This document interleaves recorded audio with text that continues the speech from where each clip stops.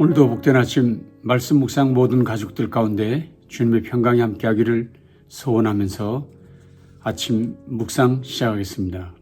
오늘 같이 묵상하실 말씀은 누가복음 4장 1절에서 13절 말씀 제가 봉독하겠습니다. 예수께서 성령의 충만함을 입어 요단강에서 돌아오사 광야에서 40일 동안 성령에게 이끌리시며 마귀에게 시험을 받으시더라. 이 모든 날에 아무것도 잡수지 아니하시니 날수가 다함에 줄이신지라.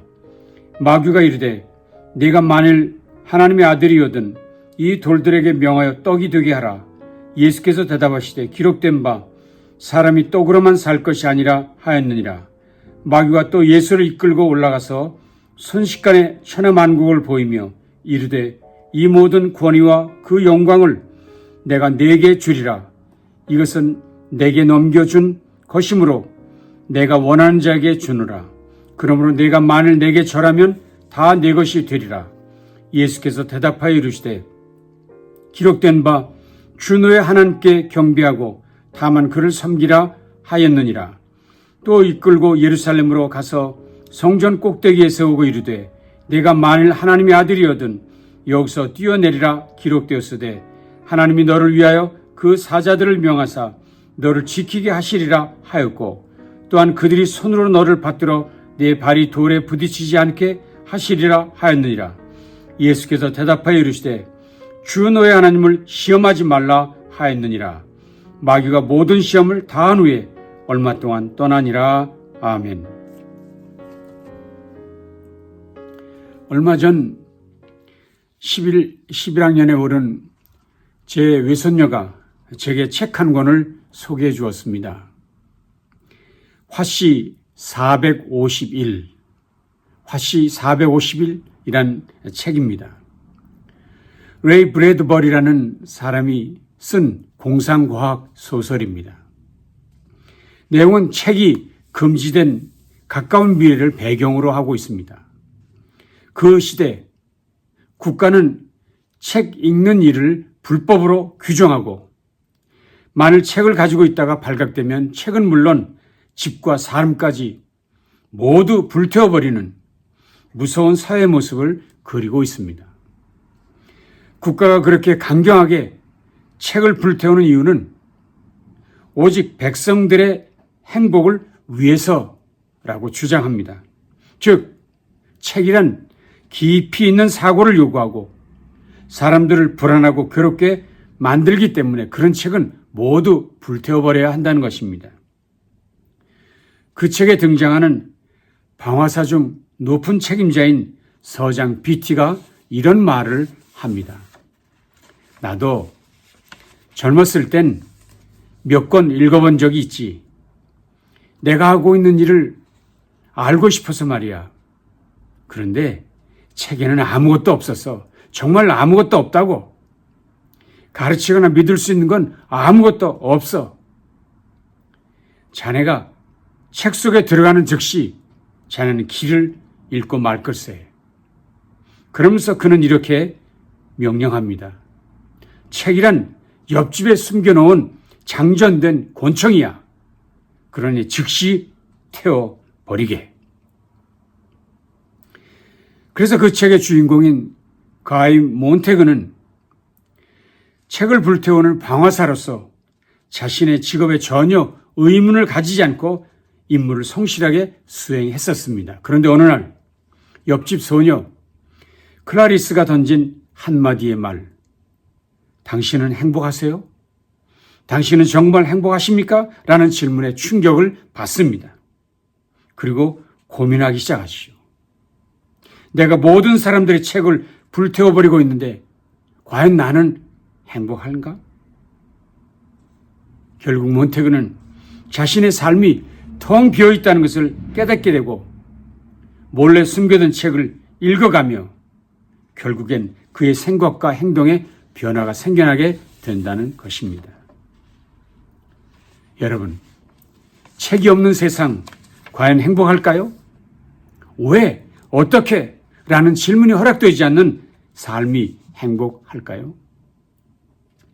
가끔 주변에서 이런 이야기를 하는 분들을 보았습니다. 여보게, 성경 따지지 말고 무조건 믿어야 해. 덮어놓고 믿어. 그것이 기독교야. 요즘 영상물이 넘쳐나는 세상에서는 성경 읽는 것이 너무나 낯선 이야기가 되고 말았습니다. 심지어 교회당에서도 예배 드릴 때도 성경책 읽기가 예전만 못한 것을 봅니다. 많은 이들이 성경을 멀리하고 있습니다. 혹시 여러분은 그런 분은 아닌가요? 혹시 여러분 그렇게 생각하고 있지는 않으십니까?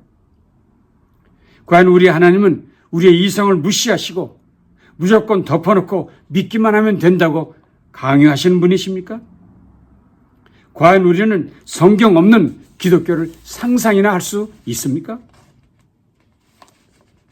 분명한 것은 하나님께서 우리에게 성경을 주셨다는 사실, 그리고 그 주신 책을 읽고 묵상하고 연구하면서 하나님을 배우고 닮아가는 믿음의 자리로 나아가도록 하셨다는 사실입니다. 특별히 성령을 우리 가운데 보내주셔서 우리로 깨닫게 하시려고, 성경을 깨닫게 하시려고 감동시켜 은혜의 자리로 인도해 주시는 분으로 우리 가운데 그를 보내주셨음을 믿습니다.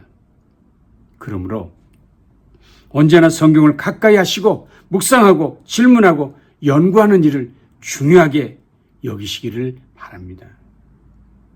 하나님 주신 그 책이 때로 도전이 되고 때로 고민하기도 하고 좌절하기도 할 수 있지만 결국은 그 책은 우리를 살리는 생명의 말씀이며 그 책의 말씀은 우리를 복되게 하는 영생의 말씀, 능력의 말씀인 것이 분명합니다.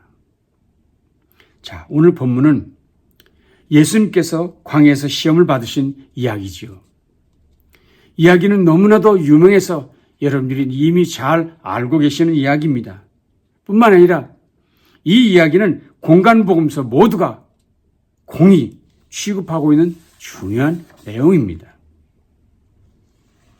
그런데 이렇게 중요한 얘기, 예수께서 시험을 이기시고 승리하셨다는 이 이야기의 전반 부분을 읽다 보면 당황하게 된다는 사실입니다. 가장 먼저 직면하는 것은 예수께서 성령께 이끌려 광야로 가셨다. 그리고 거기서 마귀에게 시험을 당하셨다는 말씀에서입니다. 그런데 놀랍게도 공간복음서 모두가 이 사실을 밝히고 있습니다. 마태복음입니다. 그때 예수께서 성령에게 이끌려 마귀에게 시험을 받으러 광야로 가사. 마가복음입니다. 성령이 곧 예수를 광야로 몰아내신지라. 누가복음입니다.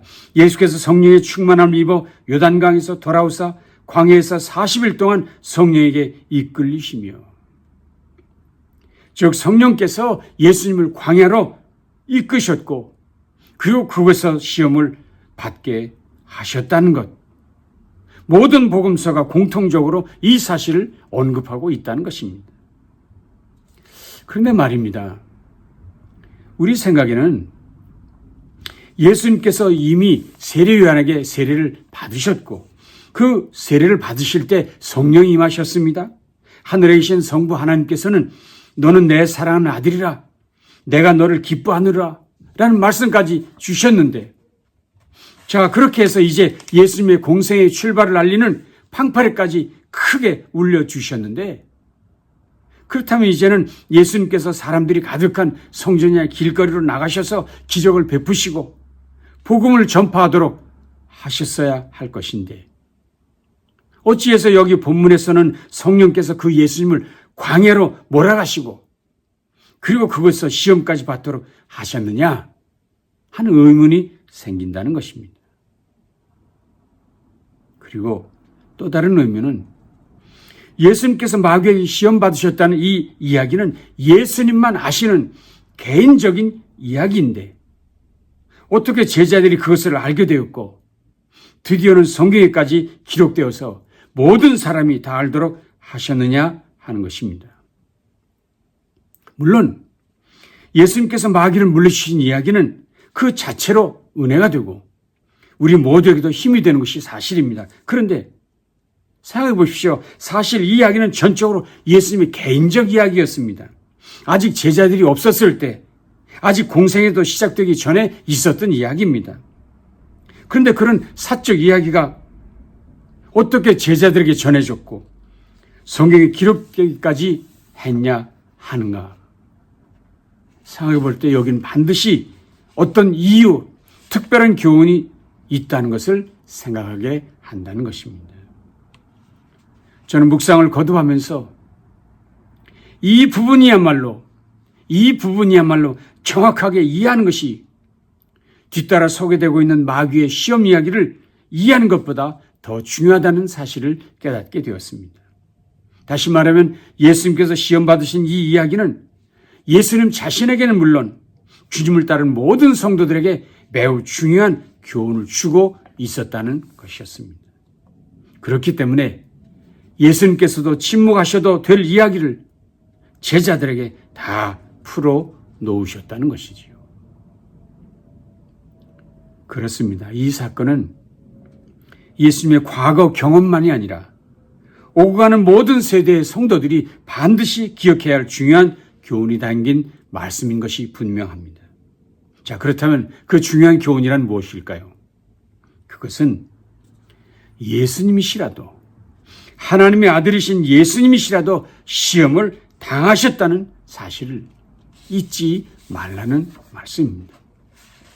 물론 예수님은 하나님의 아들이셨고 그것이 공적으로 증거되었습니다.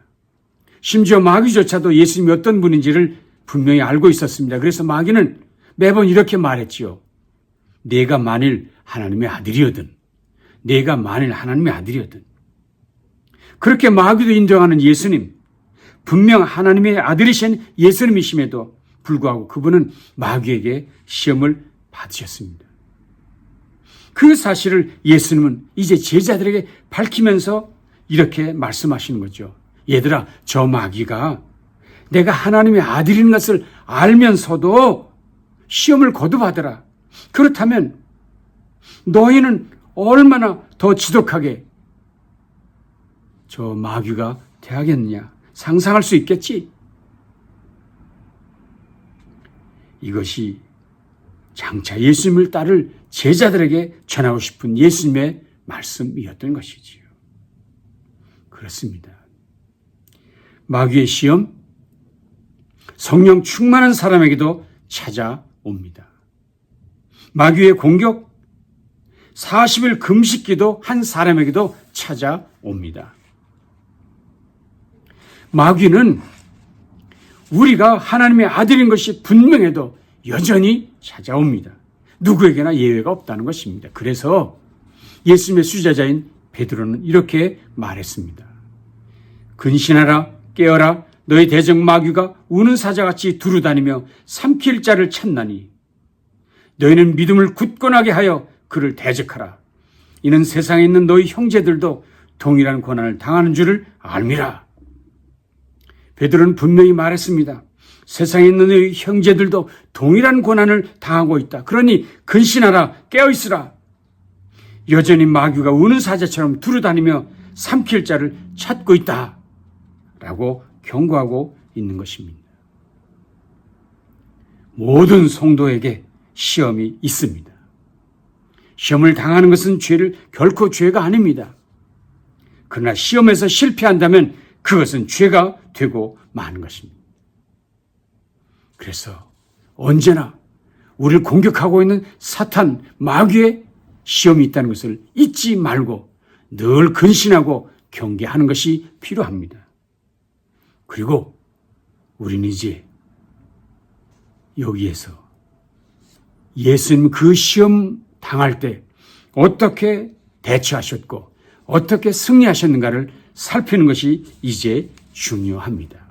자, 그러면 예수님은 어떻게 이 시험에서 승리하셨나요? 두 가지 방법으로 대처하셨습니다. 첫째는 스스로 하나님의 아들 되셨음을 확신하셨습니다. 하나님의 아들 되었음을 확신하라고 말씀하십니다. 성도의 정체성을 흔드는 것은 마귀의 주된 무기입니다. 언제나 그는 우리에게 속삭입니다. 내가 하나님의 아들이야? 내가 정말 하나님의 아들이야? 이게 마귀의 주된 무기입니다. 첫사람 아담에게도 사탄의 방법은 동일했지요. 그때도 사탄은 말했습니다. 아담과 하와야, 하나님이 참으로 너에게 동산 모든 나무의 열매를 먹지 말라 하시더냐? 하나님이 참으로 너에게 그렇게 말씀하시더냐? 아담과 하와의 믿음을 흔들었습니다. 그런데 바로 그 사탄이 둘째 아담이신 하나님의 아들 예수님께도 그렇게 말했지요.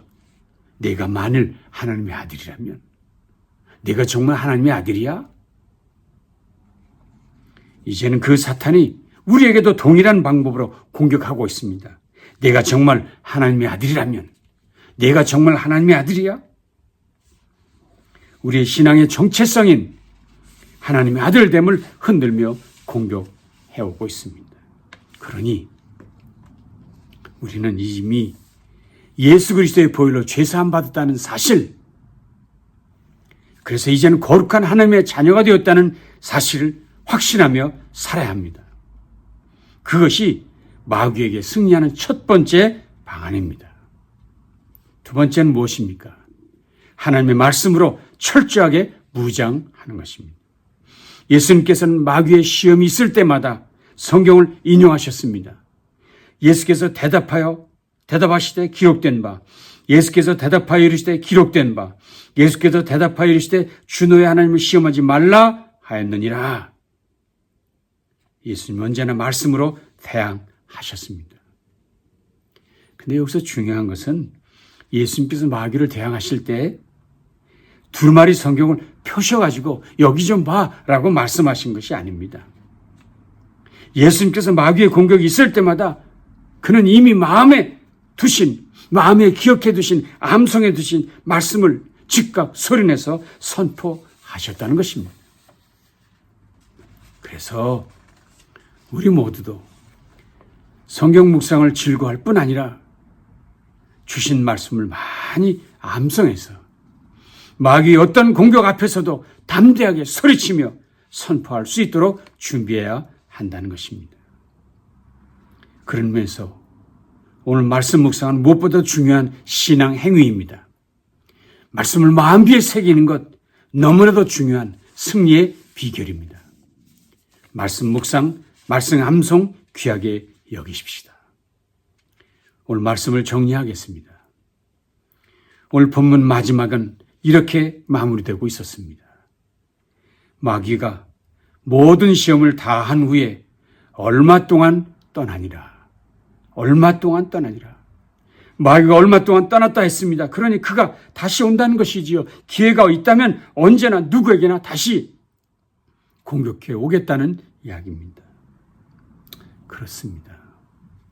우리 모든 성도들이 천국까지 이르는 순례의 길 곳곳에서 사탄 마귀는 우순 사자처럼 삼킬 자를 찾아 두루다니고 있다는 사실을 잊지 마십시오. 이 오목한 현실 속에서 오직 예수 그리스도의 보혈로 구원받고 하나님의 거룩한 자녀 되었다는 사실을 결코 잊지 마십시오. 그리고 그 전능하신 아버지 하나님께서 주신 이 귀한 말씀, 이 거룩한 책을 가까이 하십시오. 그 말씀이 양식이 되도록, 그 말씀이 마귀와 전쟁을 위한 무기가 되도록 삼으십시오.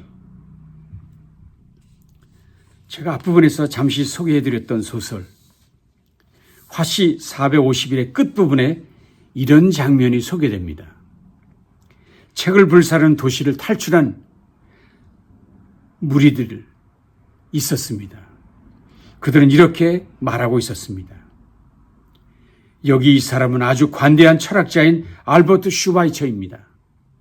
여기 있는 우리 전부가 아리스토파테스, 마하트마 간디, 그리고 마태, 마가, 누가, 요한복음이기도 하네. 몬테그가 물었습니다. 어떻게 그럴 수 있습니까? 곁에서 한 사람이 대답했습니다. 늙은 머릿속에다가 감춰두는 게 제일 안전하다고. 다른 사람이 보거나 의심할 여지가 없지. 우린 모두가 역사와 문학 그리고 국제법 덩어리들이요. 그러면서 이런 말도 합니다. 우리 속에 있는 이것들은 아이들에게 입으로 책을 전하고 다른 사람에게 전하고 있는 사람들이에요.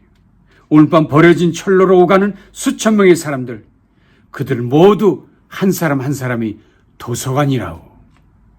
도서관이라고. 국가가, 나라가 책을 모두 불태워버렸지만, 그래서 그들 손에 책은 없었지만 태워버린 그 책을 송두리째 암송하고 간직하고 후대에게 전하는 사람들이 여기 있었다는 것이었습니다. 그렇습니다. 책 중의 책인 하나님 주신 이 성경책, 생명과 행복을 보장합니다. 오늘도 이 책으로, 이 말씀으로 마귀의 공격에서 승리하시는 저와 여러분 되시기를 바랍니다. 천국으로 향하는 이 순례의 길이 은혜의 나달이 되리실 수 있기를 간절히 소원합니다. 기도하겠습니다. 주님 감사합니다. 오늘도 귀한 말씀으로 우리 천국에 이르는 순례길에서 승리할 비결을 말씀해 주시니 감사합니다. 하나님의 자녀 되었음을 확신하고 증거하며 선포하게 하시고 주신 말씀으로 세상을 이기고 마귀의 유혹을 능히 승리하는 우리 모두 되도록 함께해 주시옵소서. 예수님 귀하신 이름으로 간절히 축복하며 기도합니다. 아멘. 남은 날도 승리하시기 바랍니다.